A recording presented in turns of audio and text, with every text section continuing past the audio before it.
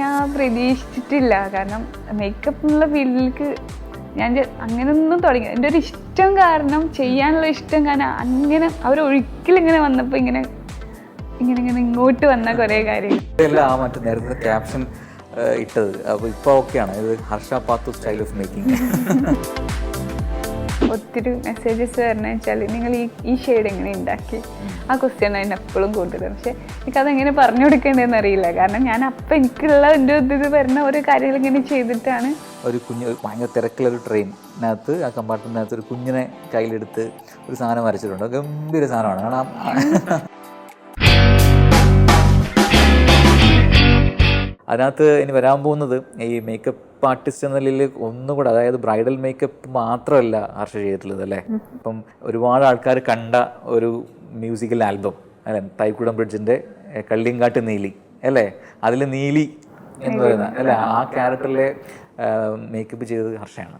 അതിൻ്റെ വിശേഷം അതെങ്ങനെ അങ്ങനെ ഒരു റൂട്ടിൽ മാറ്റം വന്നത്? ഒരിക്കലും പ്രതീക്ഷിച്ചിട്ടില്ല കേട്ടോ, അങ്ങനെ ഒരു ടീമിൻ്റെ കൂടെ വർക്ക് ചെയ്യാൻ പറ്റുന്നു അങ്ങനെയൊന്നും. എനിക്ക് ബ്രൈഡൽ എന്ന് പറയുമ്പോൾ എല്ലാവരും ചെയ്യുന്നുണ്ട്. പക്ഷെ എനിക്ക് എൻ്റെ ഉള്ളിലൊരു തോന്നൽ വന്ന് ഞാനൊരു ആർട്ടിസ്റ്റും കൂടെയാണ്. എനിക്ക് എന്ത് ചെയ്യാൻ പറ്റും, എനിക്ക് കുറച്ച് വെറൈറ്റി ആയിട്ട് എന്ത് ചെയ്യാൻ പറ്റും. ഞാനൊരു മെഹന്തി ആർട്ടിസ്റ്റും കൂടെ ആണ്.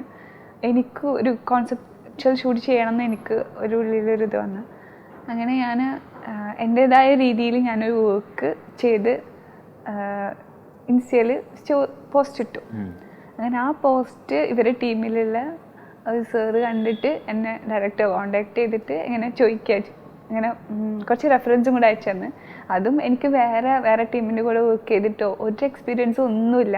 പക്ഷെ അവർ ഭയങ്കര കോൺഫിഡൻറ്റിൽ എൻ്റെ അടുത്ത് അത് ഏൽപ്പിച്ച് വർക്ക് ചെയ്ത് കഴിഞ്ഞപ്പോഴും അവർക്ക് ഭയങ്കര സന്തോഷമായിരുന്നു. അവർ ഉദ്ദേശിച്ച രീതിയിൽ എത്തി എന്നൊക്കെ പറഞ്ഞപ്പോൾ എനിക്ക് ഭയങ്കര സന്തോഷമായിരുന്നു. അതൊരു യക്ഷിയുടെ ക്യാരക്ടറൊക്കെ അല്ലേ, അവർക്ക് അവരുടെ ഫേസിലാണ് കൂടുതൽ സംഭവങ്ങൾ ചെയ്യുന്നത്. ഈ ആർട്ട് ചെയ്യുന്നതുകൊണ്ട് തന്നെ ഇപ്പൊ ആ ഒരു ഞരമ്പൊക്കെ പൊന്തി വരുന്ന ആ ഫീലൊക്കെ എനിക്കത് ഈസിയായിരുന്നു. എനിക്ക് സത്യം പറഞ്ഞാൽ എനിക്ക് ബ്രൈഡ്സിനേക്കാളും ചെയ്യാൻ ഇഷ്ടം കുറച്ചുകൂടെ ഇങ്ങനെ ആർട്ട് റിലേറ്റഡ് സംഭവങ്ങളാണ് ചെയ്യാൻ കുറച്ചുകൂടെ ഇഷ്ടം. അതിനുശേഷമുള്ള റെസ്പോൺസ് ഒക്കെ എങ്ങനെയായിരുന്നു? കാരണം അത് വേറൊരു മീഡിയമാണ്, വേറൊരു മേഖലയാണ്. അപ്പോൾ അവിടുന്ന് ഒത്തിരി പേര് മെസ്സേജ് അയച്ചായിരുന്നു. മേക്കപ്പിനെ പറ്റിയിട്ട് തന്നെ പറഞ്ഞിട്ട് കുറേ പേര് മെസ്സേജ് അയച്ചായിരുന്നു. പിന്നെ വേടൻ്റെ വാല് മേക്കപ്പ് ചെയ്യാൻ പറ്റിയ ഒരു ടീമിലുള്ളവർക്ക് വർക്ക് ചെയ്യാൻ പറ്റി. പിന്നെ കഴിഞ്ഞ ദിവസം ഗൗരി ലക്ഷ്മി അവരെ കൂടെ വർക്ക് ചെയ്യാൻ പറ്റി. അതൊക്കെ ഭയങ്കര ഭാഗ്യമായിട്ടാണ് കാണുന്നത്. വേറൊരു സോങ്ങിന് വേണ്ടിയിട്ട്, ഒരു സോങ് ഇപ്പോൾ വരാൻ പോകുന്ന ഒരു സോങ്ങിന് വേണ്ടിയിട്ട്. അപ്പോൾ ഇതൊന്നും ഞാൻ പ്രതീക്ഷിച്ചിട്ടില്ല. കാരണം മേക്കപ്പ് എന്നുള്ള ഫീൽഡിലേക്ക് ഞാൻ അങ്ങനെയൊന്നും തുടങ്ങി എൻ്റെ ഒരു ഇഷ്ടം കാരണം, ചെയ്യാനുള്ള ഇഷ്ടം കാരണം അങ്ങനെ അവരൊഴുക്കിലിങ്ങനെ വന്നപ്പോൾ ഇങ്ങനെ ഇങ്ങോട്ട് വന്ന കുറേ കാര്യങ്ങളായിരുന്നു. ഓക്കെ, ഇനിയിപ്പോൾ നേരത്തെ പറഞ്ഞല്ലോ നമ്മൾ ഈ സെൽഫ് അപ്ഡേഷൻ എന്ന് പറഞ്ഞ സാധനം അത് എല്ലാ ഫീൽഡിലും ഉണ്ട്. നമ്മൾ അപ്ഡേറ്റഡ് ആവണം, എങ്കിൽ മാത്രമേ പുതിയ വർക്കുകൾ വരുള്ളൂ. അപ്പം ഈ മേക്കപ്പിലേക്ക് വന്നതിന് ശേഷം എന്തൊക്കെ അപ്ഡേഷൻസ് സ്വയം മനസ്സിലാക്കിയോ അല്ലെങ്കിൽ മറ്റെവിടെയെങ്കിലും പോയിട്ടൊക്കെ അതെന്തൊക്കെയാണ് കുറിച്ച് പറയൂ. ഒരു പ്രൊഡക്റ്റിനെ കൊണ്ട് ഒരു യൂസ് എന്നുള്ളതല്ല, അതിനെക്കൊണ്ട് എന്തൊക്കെ ചെയ്യാൻ പറ്റും അവിടെ കുറേ ഡിഫറൻസ് വരുന്നുണ്ട്. ഇപ്പോൾ ഒരു എക്സാമ്പിൾ പറയുകയാണെങ്കിൽ ലിപ്സ്റ്റിക്ക് എടുക്കുകയാണെങ്കിൽ അത് നമ്മൾ ലിപ്പിൽ മാത്രം ചെയ്യാനായിട്ട് എടുക്കുന്നതാണ്. പക്ഷെ അതിനെക്കൊണ്ട് ചിലപ്പോൾ ഒരു ഇല്ലാത്ത ഷെയ്ഡ് ബ്ലഷ് നമുക്കത് മിക്സ് ചെയ്ത് എടുക്കാൻ പറ്റും. അതുപോലെ ഐ മേക്കപ്പ് നമുക്ക് മിക്സ് ചെയ്തെടുക്കാൻ പറ്റും. പല ആൾക്കാരുടെ സ്കിൻ ടോണ് പലതായിരിക്കും. അപ്പോൾ നമ്മൾ ഒരു പ്രൊഡക്റ്റ് വാങ്ങിക്കുമ്പോൾ അതിനൊരു ഷെയ്ഡ് ഉണ്ടാവും. ആ ഷെയ്ഡ് അതേപോലെ ഇട്ട് കൊടുക്കാൻ പറ്റില്ല. പക്ഷെ നമ്മുടെ കയ്യിൽ ഇല്ലയെന്നുണ്ടെങ്കിൽ ഞാൻ ആർട്ട് സംഭവങ്ങളൊക്കെ ഉള്ളതുകൊണ്ട് തന്നെ എനിക്ക് കളർ മിക്സിങ്, അപ്പോൾ ഒരു കളർ മിക്സ് ചെയ്ത് എന്ത് കളർ കിട്ടും എന്നുള്ളൊരു ബോധമുണ്ട്. അപ്പോൾ ഒരാളെ സ്കിന്ന് കിട്ടിക്കഴിഞ്ഞാൽ ഇപ്പം എൻ്റെ ആ പ്രൊഡക്റ്റ് ഇല്ല, പക്ഷേ എനിക്കത് മിക്സ് ചെയ്ത് എടുക്കാൻ പറ്റും എന്നുള്ളൊരു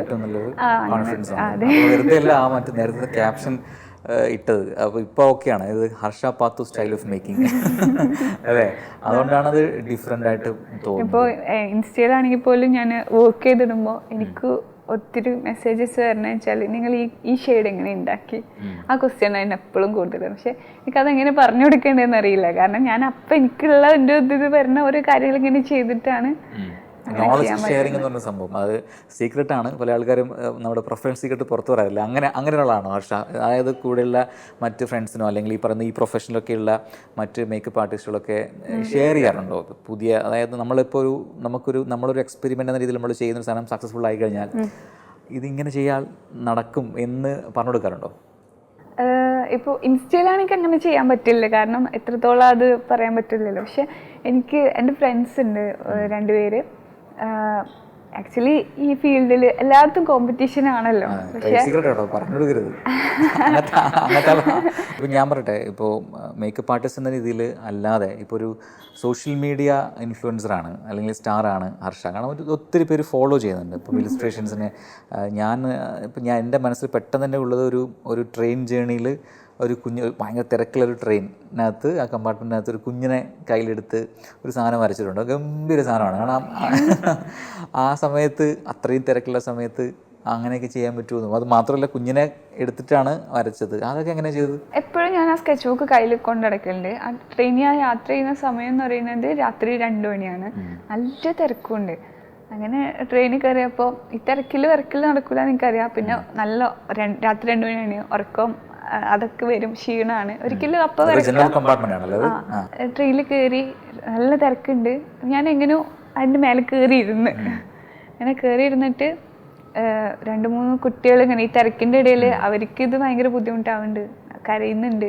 അപ്പം ഞാൻ കയറിയിരുന്നപ്പോൾ ഞാനവിടെ മേലെ ഫ്രീ ആയിട്ട് ഇരിക്കുകയാണ്, തിരക്കും കാര്യങ്ങളും. അപ്പോൾ ഞാൻ കുഞ്ഞിനെ ഞാൻ എടുത്തോളാം എന്ന് പറഞ്ഞ് ഞാൻ വാങ്ങി കയ്യിൽ എടുത്തു. ബേബി ഉറങ്ങിയിട്ടുണ്ടായി. അപ്പോൾ ഞാൻ ഇങ്ങനെ ആലോചിച്ച്, ഇവിടെ ഞാൻ ഫ്രീ ആണല്ലോ, ബേബിനെ എടുത്തുകൊണ്ട് നിൽക്കുകയാണ്, എനിക്ക് ഉറങ്ങാനും പറ്റില്ല. അപ്പോൾ ഞാൻ പിന്നെ ഒരു ടാസ്ക്കാണ് ട്രെയിന് യാത്ര ഇങ്ങനെ ഷെയ്ക്ക് ആവുന്നുണ്ട്, എനിക്ക് ഒറ്റ കയ്യിലായിട്ടേ വരക്കാൻ പറ്റുള്ളൂ, ഒരു കയ്യിൽ ഞാൻ ബേബിനെ എടുത്തിട്ടുണ്ട്. ഒരു ടാസ്ക്കാണ്, ചെയ്ത് നോക്കാന്നുള്ള എൻ്റെ ഒരു മൈൻഡിൽ വന്നു. അങ്ങനെ ഒരു രസത്തിൻ്റെ വെറുതെ ഞാൻ ബുക്കൊക്കെ എടുത്ത് ബേബിനെ കയ്യിലൊക്കെ വെച്ച്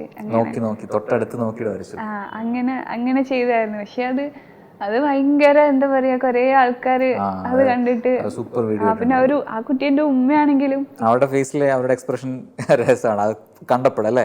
അവരുടെ ഉമ്മ എന്നെ ഇപ്പോഴും കോണ്ടാക്ട് ഉണ്ട്. അവരെ ഒത്തിരി പേര് വീഡിയോ കണ്ടിട്ട് മെസ്സേജ് അയക്കുന്നുണ്ട് അങ്ങനെയൊക്കെ പറഞ്ഞിട്ട്.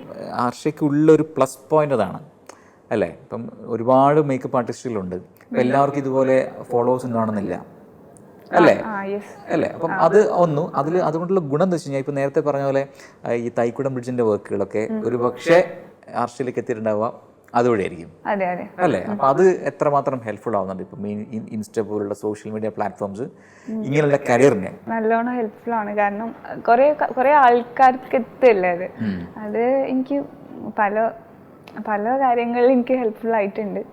അങ്ങനെ തീരെ പരിചയമില്ലാത്ത ആൾക്കാർ പ്രത്യേകിച്ച് വേറെ കോണ്ടാക്ട് വഴിയൊന്നല്ലാതെ വർക്ക് കണ്ടിട്ട് അങ്ങനെ കോണ്ടാക്ട് ചെയ്യുന്ന വർക്കുകളുണ്ടോ? ഇപ്പം മേക്കപ്പ് ആണെങ്കിൽ പോലും എന്നെ ഈ ആർട്ട് പേജിൽ കണ്ടിട്ട് ചിലവര് എന്നെ കാണാനുള്ള ഇഷ്ടത്തിന്റെ പുറത്ത് എന്നെ വിളിച്ചവരൊക്കെ ചില സമയത്തൊക്കെ മേക്കപ്പിന്റെ വർക്ക് നമുക്ക് രാത്രി അതിന് കുറച്ച് സമയം വേണം. അപ്പൊ പുലർച്ചെ നമ്മളൊരു 5 മണി ആ സമയത്തൊക്കെയാണ് സ്റ്റാർട്ട് ചെയ്യുക.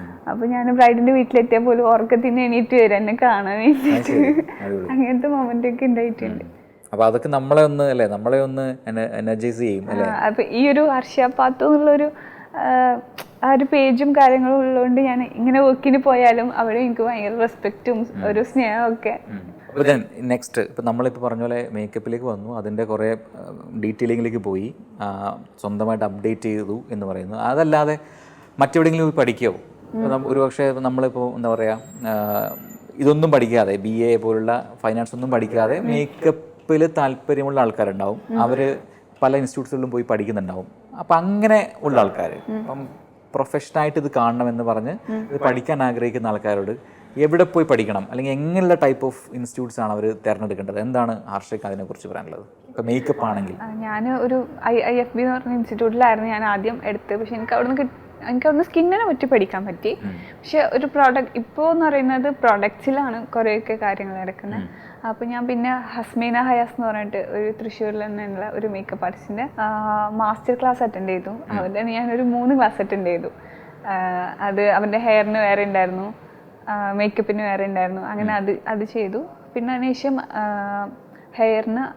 ഹെയർ മാത്രമായിട്ട് കുറച്ചുകൂടെ അപ്ഡേറ്റ് ആയിട്ട് ചെയ്യാൻ വേണ്ടിയിട്ട് നോർത്തിലൊരു സാറുണ്ട്, സുനിൽ കുമാർ എന്ന് പറഞ്ഞിട്ട്, ആളുടെ ഒരു ഹെയർ സ്റ്റൈലിംഗ് ക്ലാസ് അറ്റൻഡ് ചെയ്തു. അത് ഒരിക്കലും നോർത്ത് ഇന്ത്യൻ സ്റ്റൈലൊന്നും ഇവിടെ ചെയ്യൂല, പക്ഷെ അത് പഠിച്ചെടുക്കാനുള്ളൊരു ഇഷ്ടം, ആ ഒരു നമ്മുടെ കയ്യിൽ അത് കിട്ടാനുള്ളൊരു ഇഷ്ടത്തിൻ്റെ പുറത്ത് പഠിച്ചായിരുന്നു. പിന്നെ എയർ ബ്രഷ് മേക്കപ്പ് എന്ന് പറയും, അത് ഞാൻ ഇവിടെ അനീസ് അൻസാരി സാറിൻ്റെ അടുത്ത് പഠിച്ചായിരുന്നു. ഇപ്പോഴും ഇനി എന്തെങ്കിലുമൊക്കെ ഉണ്ടെങ്കിൽ പഠിക്കണം. അങ്ങനെ അപ്ഡേറ്റഡ് ആവുന്നുണ്ട്.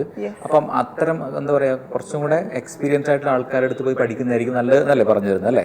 അത് മാത്രമല്ല, പഠിക്കൽ മാത്രമല്ല, പിന്നെ ഇതിൽ കുറെ ഇരിക്കുന്ന പ്രാക്ടീസിലാണ്. നമ്മൾ ചെയ്ത് ആ മാറ്റം മറ്റുള്ളതുപോലെ നമ്മളൊരു എക്സാം എഴുതി ആ പേപ്പർ എഴുതി കൊടുത്ത് അതുപോലെ അല്ലല്ലോ ഇത്. നമ്മളൊരു ഫിസിക്കൽ നമ്മളൊരു വർക്ക് ചെയ്തല്ലാണ് അതിൻ്റെ ഒരു ഔട്ട് വരുന്നത്. ഞാൻ വേറെ ചോദിക്കട്ടെ, ഇപ്പം എനിക്ക് ഒരു പിന്നെ സർക്കിൾ പോലും വരയ്ക്കാൻ അറിയില്ല. ഞാൻ വരയ്ക്കുന്ന കാര്യത്തിൽ വളരെ വീക്കാണ്. വരയ്ക്കാൻ അറിയില്ല ഒരാൾക്ക്. പക്ഷെ അയാൾക്ക് മേക്കപ്പ് എന്നതിനോട് താല്പര്യമുണ്ട്. മേക്കപ്പിലേക്ക് ആ ഒരു പ്രൊഫഷനിലേക്ക് വന്ന് അതൊരു പ്രൊഫഷനാക്കി എടുത്ത് അത്യാവശ്യം വരുമാനമൊക്കെ ആയി മുമ്പോട്ട് പോകുന്ന ആഗ്രഹിക്കുകയാണ്. പക്ഷേ എനിക്ക് വരയ്ക്കാൻ അറിയില്ല. കാര്യം ഉണ്ടാവും? വരക്കാൻ അതിപ്പോൾ ഞാൻ വരക്കുന്നതുകൊണ്ട് ഇതിൽ അങ്ങനെയൊന്നുമില്ല. ഏതൊരാൾക്കും അതിന് ചെയ്യാൻ ഇഷ്ടമുണ്ട്, മേക്കപ്പ് ചെയ്യാൻ ഇഷ്ടമുണ്ട്, ടാലൻ്റ് ഉണ്ട്, അതിനോട് പാഷൻ ഉണ്ടെന്നുണ്ടെങ്കിൽ ഉറപ്പായും ചെയ്യാൻ കഴിയും. കുഴപ്പമൊന്നുമില്ല. എത്ര പേരുണ്ട്, എല്ലാവരും ഇങ്ങനെ വരക്കാൻ കഴിയുന്നവർ അങ്ങനെയൊന്നുമല്ലല്ലോ. പക്ഷേ ഒരു ആഡഡ് ഫീച്ചറാണ്, അതും കൂടെ ഉണ്ടെങ്കിൽ അതൊരു പ്ലസ് പോയിന്റ് ആണ്. കാരണം ഞാൻ പറഞ്ഞില്ലേ നേരത്തെ കളേഴ്സിന്റെ കാര്യങ്ങൾ, മിക്സിങ്ങിന്റെ കാര്യങ്ങൾ, ഇപ്പോൾ ഫൗണ്ടേഷൻ ആണെങ്കിൽ പോലും അതിൽ ഇപ്പം നമുക്കൊക്കെ ഇന്ത്യയിലുള്ള എല്ലാവർക്കും ഒരു യെല്ലോ അണ്ടർടോണാണ്. ചിലപ്പോൾ നമ്മൾ വാങ്ങിക്കുന്ന പ്രൊഡക്ട്സ് പുറത്തുനിന്ന് ഇമ്പോർട്ടഡ് അങ്ങനത്തെ പ്രൊഡക്ട്സ് ആയിരിക്കും. അത് ചിലപ്പോൾ ഇതിന് മാച്ചായിട്ട് വരും. അപ്പോൾ അതിൽ കുറച്ച് ഓറഞ്ച് ഒക്കെ മിക്സ് ചെയ്ത് അങ്ങനെ കളേഴ്സ് നോളജ് ഉണ്ടെങ്കിൽ കുറച്ചുകൂടി ബെറ്റർ ആണ്. ഒരുപാട് തീം വെഡ്ഡിംഗ് ഉണ്ട്, അല്ലെങ്കിൽ നമ്മളിപ്പം ഔട്ട് ഓഫ് കേരള മറ്റ് Persian style of wedding, Rajasthan type of wedding ഒക്കെ അങ്ങനത്തെ ഉണ്ട്. അപ്പോൾ അങ്ങനെയുള്ള വെഡ്ഡിംഗ് ഒക്കെ ചെയ്തിട്ടുണ്ടോ? ഞാൻ രാജസ്ഥാൻ ടൈപ്പ് ഞാൻ ഇതേപോലെ എനിക്ക് ഇവിടെ വരൂലല്ലോ അവർക്ക്. ഞാൻ എൻ്റെ ഇഷ്ടത്തിന് വെറുതെ ഒരു കുട്ടീനെ വിളിച്ച് ഞാൻ അങ്ങനെ ചെയ്ത് വെച്ചിട്ടുണ്ട്. പിന്നെ അല്ലാണ്ട് വെസ്റ്റേൺ സ്റ്റൈലിലുള്ള വർക്ക്സ് ഒക്കെ വരലുണ്ട്. അതിവിടെ ഉള്ളവർ ഇപ്പോൾ ക്രിസ്ത്യൻ ബ്രൈഡ്സ് ഒക്കെ വെസ്റ്റേൺ ടൈപ്പിലാണ് ചെയ്യിക്കൽ. പിന്നെ ട്രഡീഷണൽ ഹിന്ദു ബ്രൈഡ്സ് വരുമ്പോൾ ട്രഡീഷണൽ ആയിട്ട് ചെയ്യും. ചിലപ്പോൾ ഞാൻ മുന്നേ ചെയ്തിട്ടൊന്നും ഉണ്ടാവില്ല. പക്ഷെ അതാണ് ഞാൻ ചോദിച്ചത്, അത് എക്സ്പീരിയൻസ് ചെയ്യണ്ടേ, നമ്മളത് പഠിക്കണ്ടേ?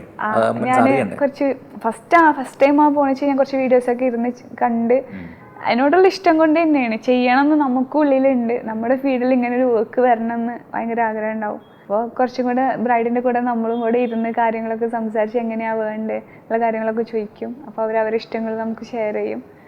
ഇതൊക്കെ സീക്രട്സ് ആട്ടോ, ഇതൊക്കെ സക്സസ്ഫുൾ ആയതിന്റെ സീക്രട്സ് ആണ്. ആൾക്കാർ വരട്ടെ, ആൾക്കാർ ചെയ്യേണ്ട കാര്യങ്ങളാണ്. എത്രയൊക്കെ ആണെങ്കിലും ഞാൻ ചെയ്യുന്നത് എനിക്കേ ചെയ്യാൻ പറ്റും, വേറെ ആൾ ചെയ്യുന്നത് അവർക്കേ ചെയ്യാൻ പറ്റും. അത് എത്ര പ്രൊഡക്റ്റ് ഇപ്പോൾ ഒരേ പ്രൊഡക്റ്റ് യൂസ് ചെയ്താലും അവരവർ ചെയ്യുന്നത് അവർക്ക് തന്നെ ചെയ്യാൻ പറ്റുള്ളൂ. ഏറ്റവും ചലഞ്ചിങ് ആയിട്ട് ഇത്രയും നാള് ചെയ്തപ്പോൾ ഏറ്റവും ചലഞ്ചിങ് ആയിട്ട് തോന്നിയ വർക്ക് എന്താണ്? ഈ പറയുന്ന എല്ലാ വർക്കും ഞാൻ ചെയ്യുന്നത് ഒരു ഇഷ്ടമുണ്ട് എനിക്കതിൻ്റെ മേലിൽ. അങ്ങനെ ഒന്നും ഞാൻ അങ്ങനെ ഒരു ചലഞ്ചാക്കിയിട്ട് അങ്ങനെയല്ല, ഒരു ഇഷ്ടത്തോടെ തന്നെയല്ല. ഇപ്പോൾ ബ്രൈഡലാണെങ്കിൽ തന്നെ ഒത്തിരി നേരം ടൈം എടുത്ത് ചെയ്തൊരു വർക്കോ അങ്ങനെ എന്തെങ്കിലും ഉണ്ടോ അത്യാവശ്യം? ഞാൻ വർക്ക് ചെയ്യുമ്പോൾ സത്യം പറഞ്ഞാൽ കുറച്ച് സമയം എടുത്താൽ ചെയ്യുക. കാരണം ഞാൻ ചെയ്യുന്ന പ്രോസസ്സിനെ കുറച്ച് ഇഷ്ടപ്പെട്ടാ ചെയ്യുന്നത്. ബ്ലെൻഡിങ് ആണെങ്കിലും നല്ല ബ്ലെൻഡ് ചെയ്ത് ആ പ്രോസസ്സ് ഫുള്ള് ഞാനിങ്ങനെ എനിക്ക് തന്നെ സാറ്റിസ്ഫൈങ് ആവുന്ന രീതിയിൽ ഞാനിങ്ങനെ അങ്ങനെയാ ചെയ്യാം. അങ്ങനെ ഏറ്റവും കൂടുതൽ ടൈം എടുത്ത് ചെയ്ത് എത്ര ടൈം എടുത്തിട്ടുണ്ട്? ഒരു 3 hours വരെ എടുക്കല്. പിന്നെ ചില ബ്രൈഡ്സ് നമുക്ക് സമയം ഒക്കൂല, പെട്ടെന്ന് ചെയ്യേണ്ടതൊക്കെ വരും, അങ്ങനെയുള്ളതൊക്കെ പെട്ടെന്ന് ചെയ്യും. അല്ലാതെ എനിക്കൊരു ഫ്രീ ആയിട്ടാണ് സമയമൊക്കെ ഉണ്ട് ചെയ്യാൻ ഞാൻ ചെയ്യുന്ന വർക്ക് എൻജോയ് ചെയ്തിട്ടാണ് ഞാൻ വർക്ക് ചെയ്യല്. ഇപ്പൊ എന്താ ഇപ്പം ബ്രൈഡൽ മാത്രമാണോ ചെയ്യുന്നത്? അല്ല, ഇപ്പൊ ഈ പറഞ്ഞ ഒരുപാട് ബ്രൈഡൽ മാത്രമൊന്നുമല്ല. ഇപ്പൊ ബ്രൈഡൽ വർക്ക് വരുന്നത് ഞാൻ ഒരു സ്ഥലത്ത് നിന്ന് വർക്ക് ചെയ്യുന്ന ആളല്ല. എനിക്ക് ട്രാവൽ ചെയ്യുന്നതും പല പല മുഖങ്ങളും പല പല ആൾക്കാരും കണ്ടു വർക്ക് ചെയ്യാൻ ഇഷ്ടം. കുറെ ട്രാവൽ വീഡിയോസും കണ്ടു ഞാൻ. അപ്പൊ അങ്ങനെ എവിടെയൊക്കെ പോയിട്ടുണ്ട്? സ്റ്റേറ്റ് വൈഡ് മൊത്തം ആയോ? കേരളം മൊത്തം സഞ്ചരിച്ചു? കേരളത്തിൽ കാസർഗോഡ് മാത്രം എത്തിയിട്ടില്ല, അല്ലാണ്ട് തമിഴ്നാട് അവിടെ അങ്ങനെ ചെന്നൈ അങ്ങനെ കുറെ സ്ഥലത്തൊക്കെ പോയി. കാസർഗോഡ് എൻക്വയറി ഉണ്ട്. അപ്പൊ ഒരുപാട് യാത്രകളിൽ കാണുന്ന മുഖങ്ങൾ അത് വരച്ചിട്ടുണ്ട്. ഞാൻ അങ്ങനെ കണ്ടു, കുറെ ഇലിസ്ട്രേഷൻസിൽ അങ്ങനെ കണ്ടു. മുഖങ്ങളാണ് ഭയങ്കര എന്താണ് പറയാ, ഇന്ന മുഖം വരയ്ക്കാം എന്ന് തോന്നാം. അങ്ങനെയാണോ? നമ്മൾ എന്തെങ്കിലും ഒരു സംഭവം നമ്മളിങ്ങനെ ഹുക്ക് ചെയ്യണ്ടേ? അപ്പൊ അന്നത്തെ ആ കുട്ടീൻ്റെ അത് നമുക്ക് പെട്ടെന്ന് മനസ്സിലാവും. കാരണം ആ തിരക്കിനിടയിൽ ഒരു കുഞ്ഞിനെ എടുത്ത് അതിനുറക്കാൻ പാടുപെടുന്നൊരമ്മ, അപ്പോൾ ആ കുഞ്ഞിന് കയ്യിലേക്ക് കൊണ്ടുവരുന്നു ഹർഷ, തൊട്ടടുത്തുണ്ടാകുമ്പോൾ മുഖം നോക്കി വരയ്ക്കുന്നു. അങ്ങനെ ഒരാളെ അങ്ങനെ ഇയാളെ വരയ്ക്കാം അങ്ങനെ തോന്നുകയാണോ ചെയ്യാം? ഇപ്പോൾ ആ കുഞ്ഞിൻ്റെ കേസ് ഇപ്പോൾ നിങ്ങൾ പറഞ്ഞ പോലെ, അല്ലാണ്ട് ഇപ്പോൾ ഞാൻ പുറത്തൊക്കെ ആണെങ്കിൽ ഞാനിങ്ങനെ കുറേ ഒബ്സർവ് ചെയ്യും. എന്നിട്ട് ചില ക്യാരക്ടർ എനിക്ക് ചില ക്യാരക്ടറുള്ള ഫേസസ് തന്നെ ഉണ്ടാവും. ഈ യാത്രകളിൽ കാണുന്ന ആൾക്കാരെ അതല്ലേ, അത് ഇപ്പം ഇന്നയാളെ അങ്ങനെ ഒബ്സർവ് ചെയ്ത് പോയിന്റ് ചെയ്തിട്ടാണോ വരയ്ക്കുന്നത്? അല്ല ഒരുപാട് പേരൊക്കെ ഉണ്ടാകുമ്പം ഒരാളെങ്ങനെയാണ് പെട്ടെന്ന് ഇയാളെ കൊള്ളാം അങ്ങനെ ക്യാരക്ടർ ഉണ്ടാവില്ല. ഇപ്പോൾ ഓരോ ആൾക്കാർക്ക് ഓരോ ക്യാരക്ടറുകൾ ഇങ്ങനെ കാണും. ഇപ്പോൾ പുറത്തിറങ്ങി കഴിഞ്ഞാൽ കുറച്ച് വെറൈറ്റി ആയിട്ടുള്ള ആൾക്കാരൊക്കെ ഉണ്ടാവും കാണുമ്പോൾ. പിന്നെ ചിലർ മൊത്തം എനിക്കൊരു വിഷമം കാണാൻ പറ്റും. ഞാൻ അങ്ങനെ കൂടുതൽ ഒബ്സർവ് ചെയ്യല്. ആ ഒരു ലുക്കിനേക്കാളും ഞാൻ ആ ഒരു വിഷമം. എന്ത് ടൈപ്പ് ഓഫ് ഫേസ് വരയ്ക്കാൻ ആഷിക്ക് ഇഷ്ടം? നല്ല ഹാപ്പി ഫേസ് ആണോ, അല്ല വളരെ സാഡ് ഫേസ് ആണോ, അല്ല മറ്റെന്തെങ്കിലും അങ്ങനെയാണോ? എന്തും വരക്കും. അങ്ങനെ ഫീച്ചേഴ്സ് നോക്കുക. അതിൽ അവരെ ഹാപ്പി ആക്കാന്നുള്ളൊരു ഉദ്ദേശമുള്ളൂ. അതിൽ ഹാപ്പി സാഡ് അങ്ങനെയൊന്നുമില്ല. ഞാൻ ഇങ്ങനെ ഒരു ഡയറിയുടെ കാര്യം പറഞ്ഞില്ല നേരത്തെ, കയ്യിൽ കരുതുന്ന ഒരു ഡയറി എന്നും അങ്ങനത്തെ എത്ര ഡയറി ഉണ്ട് ഇപ്പം കംപ്ലീറ്റ് ആയിട്ട്? ഇതൊന്നും ചിലത് മാത്രമേ കംപ്ലീറ്റ് ആയിട്ടുള്ളൂ. എനിക്ക് കുറേ ഡയറി ഉണ്ട്. അതിൽ ഏതെങ്കിലും ഒന്നങ്ങ് എടുത്ത് ഞാൻ ഇറങ്ങുക ചെയ്യാം. ചിലത് കംപ്ലീറ്റ് ആയിട്ടില്ല, ചിലത് കംപ്ലീറ്റ് ആയതുണ്ട്. എല്ലാ യാത്രയിലും ഇത് കരുതും കയ്യിൽ? ഈ മേക്കപ്പ് വർക്ക് തുടങ്ങിയ ശേഷം കുറച്ച് കുറവാണ്. കാരണം ഞാൻ വർക്ക് ചെയ്തിട്ട് കുറച്ച് ടയേർഡായിരിക്കും. അപ്പോൾ ഇത് ചെയ്യാനുള്ള ഒരു ആരോഗ്യം ഉണ്ടാവില്ല. ചില സമയത്ത് ചെയ്യും. ഈ ഒബ്സർവേഷൻസ് ഇസ് വെരി ഇമ്പോർട്ടൻ്റ് അല്ലേ നിങ്ങളുടെ ഈ പ്രൊഫഷനിൽ? അപ്പോൾ അത് ഇങ്ങനെ കീനായിട്ട് ഒബ്സർവ് ചെയ്തതൊക്കെ ഹെൽപ്ഫുൾ ആവാറുണ്ടോ? ഉണ്ട്. അങ്ങനെ ആരെങ്കിലും ഫോളോ ചെയ്യുന്നുണ്ടോ? ഇപ്പം മേക്കപ്പിൽ തന്നെ ഇപ്പം വളരെ ഫേമസ് ആയിട്ടുള്ള ആൾക്കാരെയൊക്കെ, അല്ലെങ്കിൽ അവരുടെ മേക്കപ്സ് ഇപ്പം വളരെ ഫേമസ് ആയിട്ട് എന്നല്ല, ഇപ്പോൾ കുറേ ഫേമസ് ആവാത്ത കുറേ ആർട്ടിസ്റ്റുകളുണ്ട്. ഇപ്പോൾ ഞാൻ എൻ്റെ ഫ്രണ്ട്സ് തന്നെ അധികം ഫേമസ് ആണല്ല, പക്ഷെ അവർക്ക് വർക്ക് അടിപൊളിയാണ്. അങ്ങനെ കുറേ പേരെ ഞാൻ ഫോളോ ചെയ്യുന്നുണ്ട്. ഓക്കെ, അവരുടെ വർക്കുകൾ ഫോളോ ചെയ്യുന്നുണ്ട്. ഇപ്പോൾ ഫാഷൻ റിലേറ്റഡ് ആണല്ലോ ഈ സാധനം, മേക്കപ്പ് പ്ലസ് ഫാഷൻ അങ്ങനെയാണല്ലോ പോകുന്നത്. ഇപ്പം നമ്മൾ ഇപ്പം എന്താ പറയുക, അങ്ങനെ ഒരു ഇൻഡസ്ട്രി ഉണ്ട്. ഇപ്പോൾ ആഡ് ഷൂട്ടൊക്കെ വന്ന സമയത്ത് അങ്ങനെ ഒരു പോസിബിലിറ്റി കൂടി ഉണ്ട്. അപ്പം ഫാഷൻസും കൂടെ ഫോളോ ചെയ്യണ്ടേ ഒരു മേക്കപ്പ് ആർട്ടിസ്റ്റ്?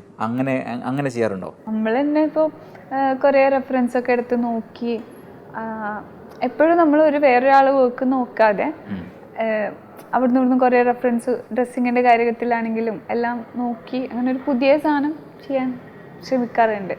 അപ്പോൾ ഇനി നമുക്ക് പറയേണ്ടത് നമ്മുടെ കരിയറിലെ കണ്ടുകൊണ്ടിരിക്കുന്ന ആൾക്കാരോട് രണ്ട് കാര്യങ്ങൾ പറയണം ഹർഷ. ഒന്ന്, ഈ ഫൈൻ ആർട്സ് ചൂസ് ചെയ്യാൻ ആഗ്രഹിക്കുന്ന കുട്ടികൾ അല്ലെങ്കിൽ അവരുടെ രക്ഷിതാക്കളോട് അത് കഴിഞ്ഞിറങ്ങിയ ആളെന്ന നിലയിൽ എന്താണ് പറയാനുള്ളത്?